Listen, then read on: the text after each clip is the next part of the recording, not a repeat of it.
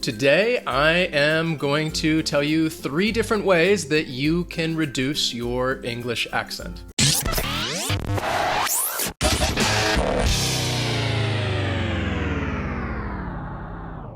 Today's lesson is all about pronunciation, and I'm going to talk to you about 3 different ways that you can reduce your English accent.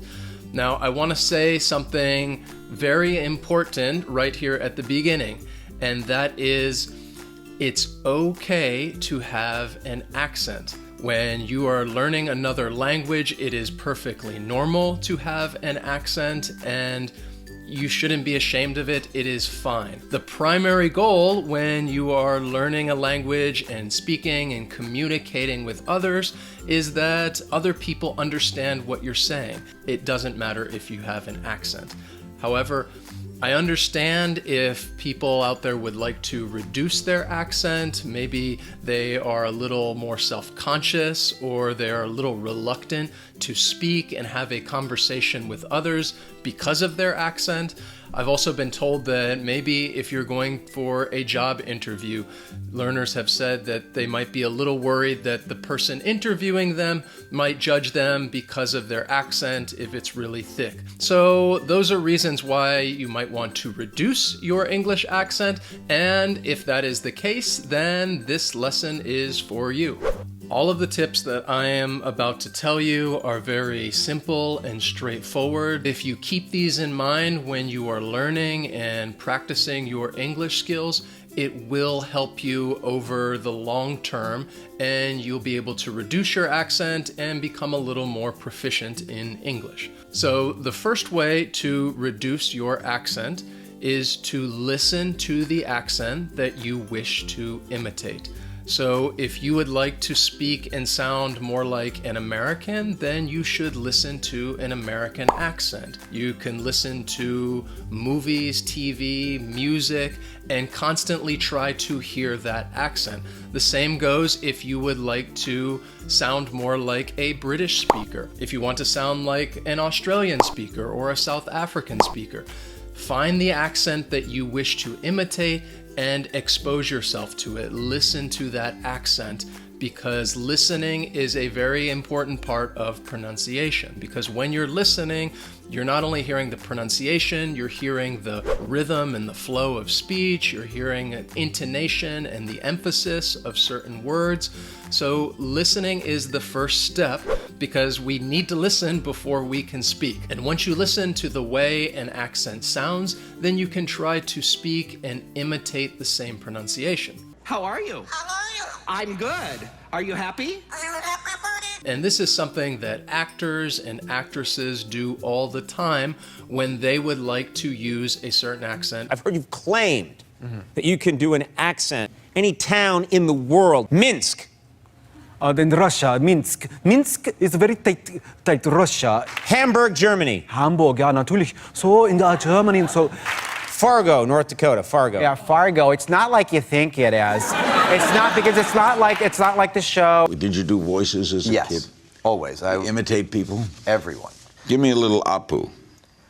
What would you like to talk about, Larry? May I say it's an honor, true honor, to sit across from... And Mo, you gave us. Mo, you had a little bit there. Don't get greedy, Larry. All right, how about Chief Wiggum? How about him? You don't have any legal problems that I should know about, do you, Larry? Now, there are several different resources that you can use to find different sentences and words that are being said in American English or British English or Australian English. We did a video lesson on different pronunciation resources that you can check out, and these are some great online resources that are free that you can use to practice and improve your pronunciation. The next tip that I have for you, and it's basically the next step in order to reduce your accent, is to record yourself and actually practice your pronunciation. So first you listen to the accent, and then you need to try to practice it. And if you record yourself and listen to yourself, then you'll be able to identify areas of pronunciation that you need to improve. and find out what you need to do in order to reduce your accent, because maybe you are having difficulty with a certain sound, or maybe you are having trouble with word stress. If you're able to record yourself saying different words or sentences and then compare that with the way a native English speaker says it, you'll be able to identify the areas of pronunciation you need to work on. And you can record yourself using a phone, you can record yourself with the computer using an online voice recorder. There are many different ways that you can record your own pronunciation and then listen to that so that you can understand, okay, what do I need to work on in order to reduce my accent? Another great way to identify some of the pronunciation issues that you might have is to do some research and find out what other pronunciation issues exist from speakers of your language. Many times, speakers from the same language will face similar pronunciation issues. For example, I lived and taught in Korea, and one thing that gave many Koreans trouble with English pronunciation is the R and L sound. And this was something that people had trouble not only pronouncing, but also listening for. So you can do some research and find out and look up maybe what are some of the pronunciation issues that many Spanish speakers have or Arabic speakers. Not all of it will be the same, but you might find one or two things that you can identify with that you feel that you need to work on, and this will be a good starting point. And all of this ties right in with the last tip that I have for you, and that is to become a student of pronunciation.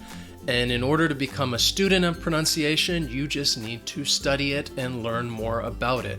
Learn more about the individual sounds in English.